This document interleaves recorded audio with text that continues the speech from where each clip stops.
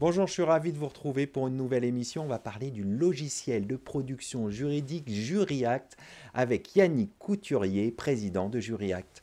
Yannick Couturier, bonjour. Bonjour. Alors tout d'abord, pourquoi avoir créé JuryAct et qu'est-ce que JuryAct? Alors JuryAct, c'est un logiciel de secrétariat juridique, c'est-à-dire un logiciel qui va aider nos utilisateurs, experts comptables et avocats à produire plus rapidement leurs actes juridiques. Comment est venue l'idée de créer JuryAct? Alors moi, je suis de formation juridique à la base. J'étais juriste en cabinet d'expertise comptable. J'avais un besoin de rentabilité dans le cadre des missions qui m'étaient données. Et également, je devais développer le pôle juridique. On sait tous que le juridique, c'est un pôle à valeur ajoutée pour le cabinet d'expertise comptable. Et donc dans ce cadre-là, j'avais à l'époque, c'était en 2017, pas d'outil qui répondait à l'ensemble de ces besoins. Donc je me suis dit, je vais essayer de développer quelque chose. Et j'avais un copain qui était informaticien à Paris qui m'a aidé. Et on a lancé une première solution en VBA à l'époque qui faisait les approbations de compte en moins de 10 minutes et qui était en plus capable de lire la compta et de proposer des services juridiques en plus que je pouvais proposer à mes clients.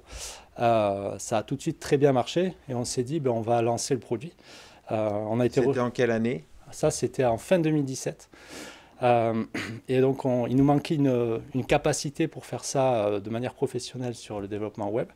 Et on a notre troisième associé Vincent qui nous a rejoint. On a créé JuryAct en début de l'année 2018.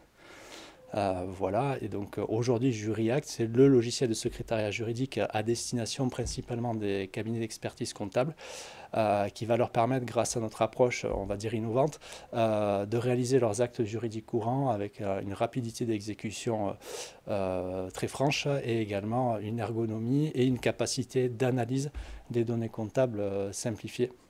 Un de nos points forts également, c'est qu'on est connecté avec leur écosystème, c'est-à-dire qu'on va se connecter avec leur logiciel de production pour permettre de récupérer des données beaucoup plus vite, en un clic. Je vais l'illustrer. Un expert comptable va pouvoir connecter son logiciel de production juridique à JuryAct, récupérer les données comptables, les dossiers permanents, faire le juridique chez nous, et ensuite faire la signature électronique en branchant son compte de signature directement sur JuryAct sans jamais sortir de notre plateforme. Ce qui fait qu'il a une expérience utilisateur qui est vraiment très simplifiée. Donc il va faire sa signature et derrière il peut même déposer sur sa GED, gestion électronique de documents, ce qu'il a fait chez nous. Il peut également faire les formalités légales sur JuryAct et même les registres dématérialisés puisqu'on gère tout de manière centralisée sur notre plateforme. Donc tout est intégré. Tout est intégré. On n'est pas nous, comment dirais-je, propriétaires des technologies de signature électronique ou de registre, mais par contre on va venir s'adosser des partenaires qui vont se connecter en API chez nous et tout va être centralisé sur JuryAct. Ce qui fait que l'utilisateur n'a pas besoin de sortir, d'aller se connecter ailleurs pour revenir, etc. Donc c'est du gain de temps à la clé et également une facilité d'utilisation. Bon, on en sait plus sur JuryAct, donc vous l'avez rappelé, naissance en 2018, et depuis, il y a une belle reconnaissance du marché puisque vous avez été récompensé à plusieurs reprises lors du palmarès du chiffre. Quel est votre sentiment par rapport à ces récompenses? Alors effectivement, on a eu une croissance assez importante ces dernières années. Aujourd'hui, on compte plus de 1000 cabinets d'expertise comptable qui utilisent notre solution partout en France et dans les dom-toms, dans les DROM. 76 000 approbations de comptes ont été faites en 2024 sur notre plateforme. Et on a une croissance de l'ordre de 40% aujourd'hui du produit. Donc effectivement, pourquoi ça? Déjà parce qu'on a toujours eu la philosophie de développer un produit qui soit en phase avec le besoin de nos clients. Un produit qui a été conçu, vous avez vu, avec l'historique sur la base du vécu en cabinet d'un des fondateurs, qui est moi. Et également, sur les retours clients qu'on fait, on a toujours une roadmap qui se cale par rapport aux besoins de nos clients, ça c'est très important. Et c'est à travers cette philosophie qu'on a mis en place qu'on a reçu, on en est très fiers, cette distinction pour la deuxième année consécutive. Donc on est médaillé d'argent dans le logiciel juridique auprès du monde du chiffre, donc on est vraiment très fiers de ça. Et ce qui est important, c'est qu'on continue, on essaie de continuer au maximum de poursuivre dans cette dynamique d'écoute et de développement piloté par les retours de nos utilisateurs. Alors vous avez souligné une belle croissance en 2024. Quel bilan vous faites de cette année 2024 et quelles sont les perspectives pour cette année? Ouais. Alors 2024, effectivement, ça a été une année de croissance, ça a été une année aussi de développement de nouveaux produits puisqu'on a sorti une mission qui était très attendue par nos utilisateurs, c'est les sessions de parts et d'actions. Alors c'est très technique, ça va permettre à nos utilisateurs de faire vendre les titres des sociétés de leurs clients. On est allé très loin, c'est un peu notre idée à chaque fois. On met un peu de temps à développer des services, mais c'est parce qu'on va souvent au bout. Sur Juriact, c'est un des seuls logiciels aujourd'hui sur le marché qui permet les rachats d'entreprises à 100% gérés de manière automatique. C'est une mission qui est assez complexe, qui peut faire un peu peur aux rédacteurs, notamment aux experts comptables qui ont tendance à déléguer cette mission-là aux avocats.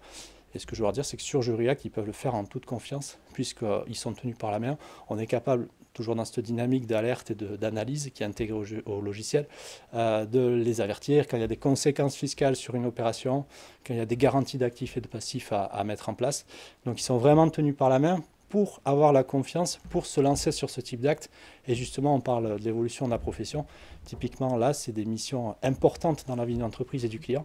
Donc si l'expert comptable peut la faire avec un logiciel dans lequel il a confiance, eh bien, tant mieux, c'est gagnant-gagnant. Allons un peu plus loin. Quelles sont les principales nouveautés en 2025 ? Alors, en 2025, on a un sujet autour des API, principalement. Donc, on va développer ce qu'on appelle l'API avec le guichet unique de l'INPI, qui est très demandé par nos utilisateurs. Donc ça, c'est programmé pour le premier semestre 2025, si tout va bien. On est en train également de revoir tout le code applicatif de la solution pour proposer une interface modernisée. On va également améliorer les missions qui sont déjà sur notre plateforme, notamment l'approbation des comptes. Et on va proposer des nouveaux services, transformation de société, mandat de commissaire aux comptes, également la possibilité d'avoir plus de souplesse sur les documents qui sortent de notre plateforme et l'intégration de nouveaux partenaires en API. Bon, on voit plein de nouveautés à venir. C'est un logiciel, on va dire, dynamique. On parle beaucoup d'IA en ce moment. Est-ce que votre logiciel intègre de l'intelligence artificielle ? Alors, pour le moment, non. Mais c'est un sujet de recherche que nous avons en interne. On fait des tests. On commence à avoir une grosse base de données, puisque je vous disais tout à l'heure, 76 000 missions. Donc ça nous donne ce qu'on appelle en anglais un dataset important pour entraîner une IA. Pour être très franc avec vous, aujourd'hui, on n'a pas trouvé d'applicatif vraiment disruptif. Pour la raison simple, c'est que le juridique, c'est quand même un domaine sensible. Les actes ont des conséquences, il faut pouvoir les contrôler. Et sur les tests qu'on a réalisés, on s'est rendu compte que parfois, ce n'était pas encore suffisamment fiable. D'autre part, on a un deuxième problème, et pas de moindre, c'est la confidentialité des données et la souveraineté. En ce sens, aujourd'hui, les modèles d'IA disponibles ne sont pas souverains. La plupart sont américains. Et aujourd'hui, les données qui transitent par ces plateformes-là sont soumises au Patriot Act, avec le risque que ça puisse fuiter, notamment dans le contexte actuel de relations transatlantiques depuis les dernières élections. Donc c'est un sujet assez délicat. On a fléché des solutions qui pourraient permettre de contourner ce problème, mais c'est parfois au détriment de la performance. Bon, à suivre peut-être avec l'argent qui va être injecté suite au sommet de l'IA, peut-être avec des sociétés du type Mistral et peut-être avec des nouveaux champions. L'Union européenne aussi va investir massivement, donc à suivre peut-être. Tout à fait. Et puis il existe des solutions outre-Atlantique, mais qui proposent des services d'hébergement européens, donc qui garantissent quelque part une certaine souveraineté à ce niveau-là.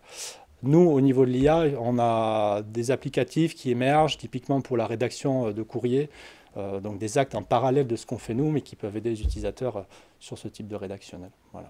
Alors un autre sujet, vous avez évoqué tout à l'heure les formalités légales. Est-ce que vous avez des fonctionnalités pour aider vos utilisateurs dans les formalités légales ? Oui, on a lancé, alors c'est en 2023, une nouvelle marque qui s'appelle un peu volontairement le guichet juridique. Non pas guichet unique. Alors c'est une marque propriété de Juriact. C'est une API en fait qui se connecte à un logiciel juridique comme Juriact, mais qui peut se connecter à notre logiciel. Et c'est surtout une plateforme dans laquelle nous avons une vingtaine de partenaires formalistes indépendants qui vont se positionner si un client de Juriact ou de notre logiciel souhaite mandater une formalité. D'accord ? C'est un peu le Deliveroo de la formalité. Vous arrivez, vous avez fini vos actes juridiques. Vous souhaitez mandater quelqu'un pour faire la formalité, pas vous en occuper, mais vous allez passer un appel d'offres. Le formaliste va se positionner et derrière, il garantit le résultat à la fin. Ça, c'est important parce qu'aujourd'hui, la formalité, c'est un domaine complexe, on le sait. Entre les greffes, la mise en place du guichet unique, il y a eu pas mal de frictions et ça a complexifié le domaine de la formalité. Avec cette solution-là, aujourd'hui, on garantit un résultat à la fin. Concrètement, comment on garantit le résultat ? C'est un engagement du formaliste. Alors le formaliste est payé bien évidemment, mais il s'engage derrière. S'il y a un problème, s'il y a un rejet du dossier, c'est lui qui le traite. Ce qui fait que notre client initial, à l'origine de la demande, lui n'a pas à s'en occuper. Il va recevoir le cabis mis à jour ou l'extrait de dépôt des comptes directement sur Juriac. Donc c'est vraiment apprécié. Ce qu'il faut noter quand même, c'est qu'on a des demandes de certains clients pour ouvrir l'API au guichet INPI. Et donc on va proposer 2 choses en 2025. D'accord, bon, on va suivre tout ça avec intérêt. Merci Yannick Couturier d'avoir présenté Juriac, le logiciel de production juridique. Je rappelle que vous êtes président de Juriac. Merci beaucoup Arnaud. On va conclure là-dessus. Merci de nous avoir suivis. À très bientôt sur For Change pour un nouveau numéro de l'interview.